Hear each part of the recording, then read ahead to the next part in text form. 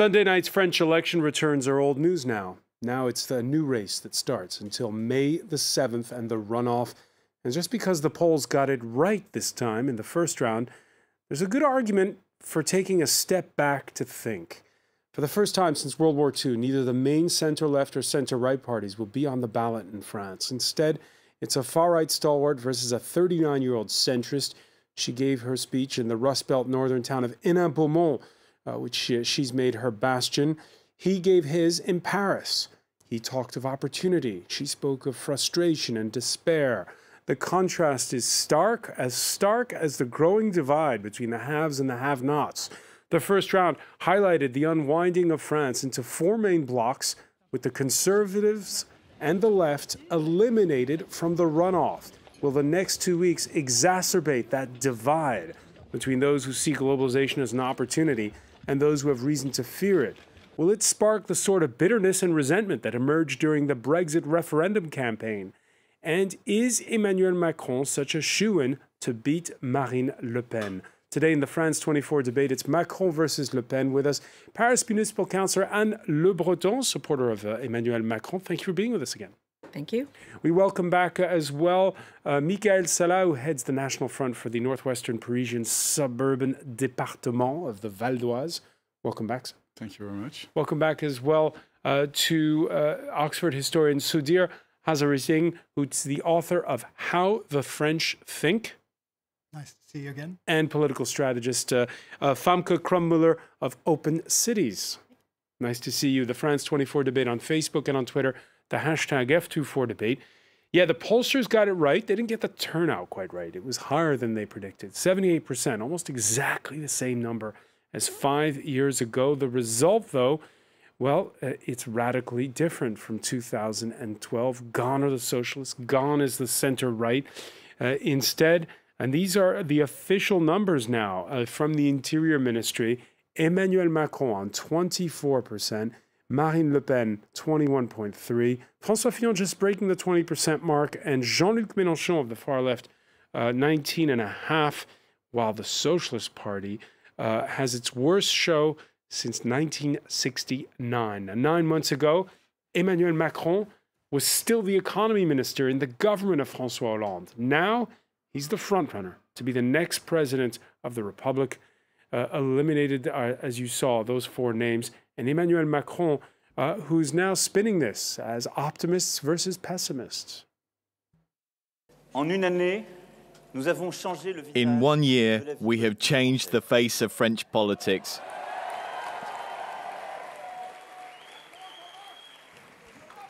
The deep, organic feeling that has always carried our people, their investment in the nation, the energy they have shown to support the collective interest, bypassing personal divisions, that is what won tonight.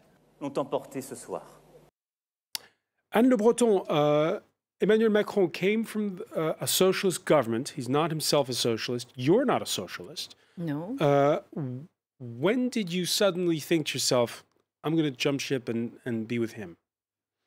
Almost at the beginning, but when... And when was the beginning? Just give us the timeline. Oh, it was before June. But I was vice president of a small party that had a lot in common with En Marche.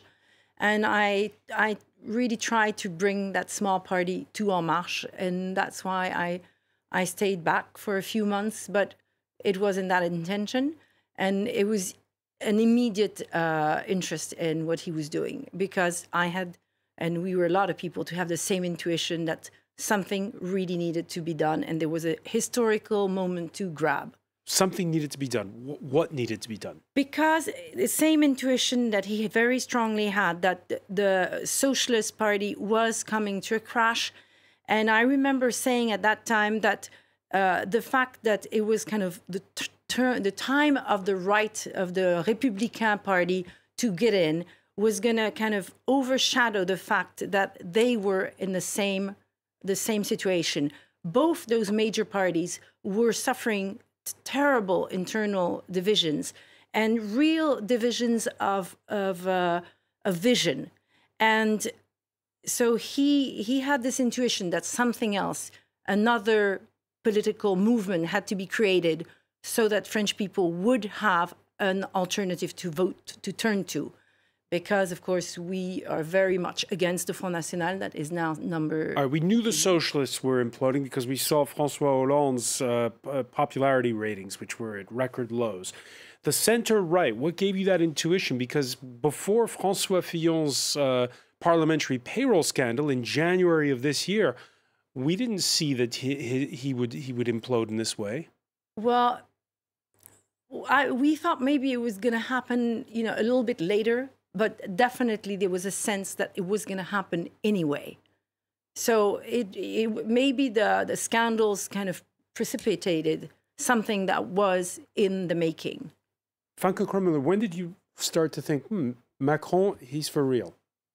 I mean, definitely around the time that Fillon's chances were crushed by his scandals, because it was at the time it was seen as clear that he was going to make this because nobody else was anywhere close. So no ethics scandal, no Macron? I think so. Do you agree with that, Sudhir? That's one of the factors, I think very much so. But I think also, like all good leaders, he has an incredible amount of luck. And I think in this campaign, you know, you make your luck in politics. And so having a serving president who is not able to stand again, that's one piece of luck which he didn't orchestrate, but which worked out for him. Claims he did. Claims he knew that François Hollande wasn't running. You don't agree? Well, he told François Hollande that Our Marche was a club for youngsters. So I think what he said to François Hollande about his own intentions, I think history will tell us the full story. But so that's one piece of luck. The other, I think, enormous piece of luck that that happened was the choice of the socialist candidate. Because had it been Manuel Valls rather than Benoît Hamon, Macron would have had a slightly harder time differentiating himself as clearly as he was able to do from the other left-wing candidates. But that wasn't the case, and Anne Le Breton will argue because there was this wind of, well, kick the bums out. Yes, well, we're coming to the end of, I think, two kind of big historical cycles in France. One is the historical cycle on the right, which saw the creation of the Gaullist Party and its subsequent neo-Gaullist variants. That kind of historical dynamism is running out now. And the other is the cycle which François Mitterrand began in 1971 with the creation of the Socialist Party. And that, too, is coming to its end. So I think Macron was right to think that there was a kind of moment of opportunity, both because of the implosion of these two big historical forces. We'll get back to this idea of the end of a cycle, the beginning of a new one later. While Emmanuel Macron, on his first day of the runoff campaign, was visiting the Armenian Genocide Memorial here in Paris, Marine Le Pen was back on the campaign trail in Rouvroy in the north, just a few short kilometers away from Hénin-Beaumont, where she held her election night rally on Sunday, and where she spoke on Sunday, by the way, of a France that is divided and of a France that's being savagely attacked by globalization. French people have a very simple choice to make. Either we continue on this path of complete deregulation, without borders, without protection, which leads to outsourcing, unfair international competition, mass immigration, and the free movement of terrorists. In this system, money is king. Or you can choose France, borders that protect our jobs, our purchasing power, our security, and our national identity. Michael Salah, the first polls out, won by IFOP, gives a 20-point lead to Emmanuel Macron heading to the second round. Is it a lost cause? First of all, I want to tell you how happy I am to be here and to listen to you, sir, saying that Emmanuel Macron's major quality is to be lucky. Well, I tend to agree with that, and I also want to say that his luck is about to run out because he's going to face an adversary that will defeat him. Why will he be defeated? Because Emmanuel Macron stands only for interests, and Marine Le Pen fights for core beliefs. And the number one core belief that Marine Le Pen fights for is the survival of France as we've known it, as a great country that has a special part to play in the world, in philosophical terms, in political terms, and also in economic terms. And today, France is under threat, and it is under threat, notably because of the policies of François Hollande. And Emmanuel Macron is actually none but the heir of François Hollande. And the French will discover that because they were kind of fooled. But like someone said, you can fool some people sometime, but not all the people all the time. So now the days of reckoning for this lucky man are over, and in a few days, he will face a real serious adversary in a debate, and he will be crushed because he's no man for the part. I mean, but we saw them in debates in the first round, and Macron held his own. Marine Le Pen never scored a knockout blow. What makes you so certain that in a one-on-one debate she'll fare any better? Because, well, he didn't have to stand the fight for a long time. He just had to defend himself for a few minutes. And he's edgy. That's his problem. He's edgy because he doesn't have beliefs. And this is the fact that he doesn't have beliefs. He just fights for interests. And you see, when I hear Mrs. Le Breton saying, "I jump ships," it strikes me to see that around Emmanuel Macron, you see only people who jump ships. How many times? Some of them jump ships once, some two times or three times. Hasn't Marine Le Pen's party jumped ship? It used to be a very neoliberal party, and now it's decided to be more socially. We've sailed. We've ever sailed the one ship. So when France. Before France, the old Marine Le Pen, and this is the ship.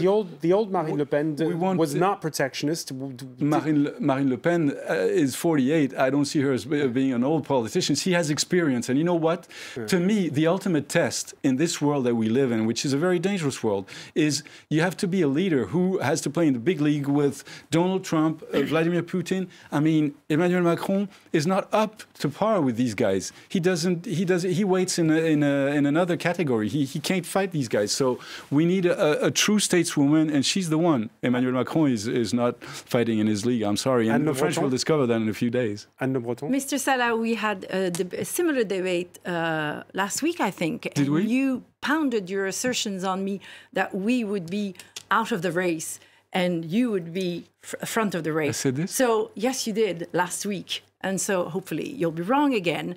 But anyway, you're very assertive and sure of yourself, but history will tell. Sure. And I'm quite confident that sure. you will be proven wrong again. Famke Krummeler, let me ask you, you just heard Michael Salah mention Donald Trump and Vladimir Putin. Were they factors at all in what people decided at the ballot box this past Sunday? I doubt it. France has a lot of national issues that were discussed in this campaign. I think the international issue that was being discussed is Europe and being part of the European Union and of the Eurozone. And then we discussed unemployment and terrorism, very national issues. Obviously, people were looking outward. Putin's role in this election was discussed a few times, but ultimately the decisive factors at the end of the day were more national issues, I'd argue. Back in 2005, the French voted against a European constitution. What we saw on this campaign trail was Emmanuel Macron brandish the European flag. We saw European flags at his election night party here in Paris. Yes, definitely. And interestingly, a majority of the French, when you even look at the most recent polls, still want to stay within the European Union. I think the real debate is, do they want to have further integration or do they want to continue within the European Union more or less as it is and concentrate on a few specific projects? But if you take this into account, that the majority of the French are still pro-EU, and at the same time, almost half of them now voted for anti-EU candidates, you can see that there is somewhat of a disconnect between what they claim on the one hand and what they vote for on the other hand. So it's definitely interesting. Marine Le Pen will need to double the amount of votes she got in the first round. Can she do it? I think it would be extremely difficult for her to do that. In France's electoral system, in the second round, you need voters that report their votes to you, so voters that didn't vote for you in the first round and will do in the second round. On that front, Macron is better positioned because he's a centrist candidate, so he will have an easier time to collect votes from people that are on his left and on his right. Marine Le Pen, she will be able to get few votes from Fillon voters, a few maybe from Mélenchon, but it will be difficult. Some more from Dupont-Aignan too? No, he has not. All right. He has not said anything yet. On the hashtag F24 debate. You don't need to be said anything. When you're grown up, you vote for whoever you think defends your beliefs the most. Well, I know a lot of Dupont-Aignan voters who would never vote for you. So I wouldn't count on all their votes. Actually, I think on Marine Le Pen's best chances are if actually a large number of people don't turn out, paradoxically. Because if there's a high level of abstention, her electorate is much more mobilized. The point about Macron is that it's a very heterogeneous coalition that he's going to have to put together in order to get more than 50% of the vote. And it's not even clear, François Fillon, for example, called on his electors to vote for Emmanuel Macron. I'm not sure how well that's going to be followed. Even if Mélenchon eventually calls on his people to vote for Macron, it's not clear how well that'll be followed. On the hashtag F24 debate, the biggest concern for Macron versus Le Pen isn't the right flocking to her, it's abstentionism on the left. A little bit abounding what you just said, Soudier. 2 weeks, it's a very short, compact second round race, which, as was mentioned, includes that one and only face-off between the two candidates in a debate. Who's going to own the conversation over the next 2 weeks? Well, I think the cold light of daylight will shine on both of them. Will shine on their strengths, and they both have strengths, but it'll also shine on their weaknesses. Marine Le Pen's big weakness is that her economic program, in particular, is not viewed as credible by most of the experts. And one of her policies, which is to actually withdraw from the euro, is actually unpopular among a majority of French people. So that's going to be something that I'm sure Macron will try to exploit. Macron's problem is that by virtue of the fact that he's neither on the right nor on the left, people don't have a very clear view of what a future Macron presidency will look like in terms of specific policy. And one of the things he's going to have to do, I think, between the first round and the second round, is actually put more flesh around that bone, give people a kind of real sense, not just on these kind of a lot of small measures that he has announced, which I think are kind of interesting, but a kind of big picture of what France will look like 5 years after a Macron presidency. Famke, does Marine Le Pen do big picture better than Emmanuel Macron? I guess she has more policies that are very clear. People know what she exactly stands for. Thank you, Macron has been trying to obviously get votes on the left and on the right. If you defend a centrist program, often it's unclear at the end of the day what exactly you're defending, right? And I think what I